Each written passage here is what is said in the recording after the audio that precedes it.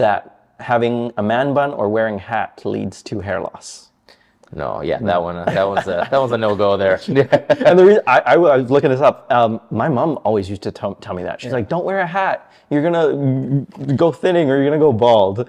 That is, you can confirm. Yes, definitely a myth on that one. But 100%, definitely a well-known myth out there. Why do you think that is?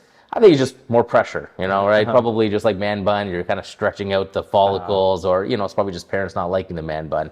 That's true. I'm trying to grow mine out, and my mom's like, please get a haircut. I mean, like when I'm wearing hats, like, hey, like that's something that I think about, because the traditional parents, they're like, oh, don't wear hats too much, or even like beanies in the winter. They're like, oh, you're gonna start losing hair.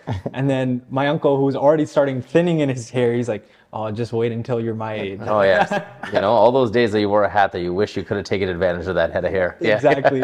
Do you have people coming in asking about that, like especially male pattern baldness, stuff like that? And yeah, sometimes I think it's it'll be sort of a byproduct of it, the conversation. So someone may come in for something completely unrelated, maybe an erectile dysfunction. We'll talk about that, and at the very end, maybe they'll get into a little bit of the hair. So not very often, but those conversations, I feel like those conversations start coming up more, especially when they come to our clinic. They're like, oh, okay, we do some aesthetics here. So those conversations make their way into the conversation at some point. Cool. What are your thoughts on the hair transplants that are going on a lot overseas and not here in North America, I don't think. No, there's quite a few places. There's quite a few places, even in Winnipeg, where they do hair transplants. A lot of places, and certainly a role for it. I think the biggest thing about any of these sort of aesthetics, a lot of times you're going to have to keep it. It's a maintenance thing, right? It's very rare if it's a one and done sort of thing. Even when we think about hair transplants, I'm not an expert in that field, but just even my rudimentary understanding of it, there is a bit of maintenance that may involve. So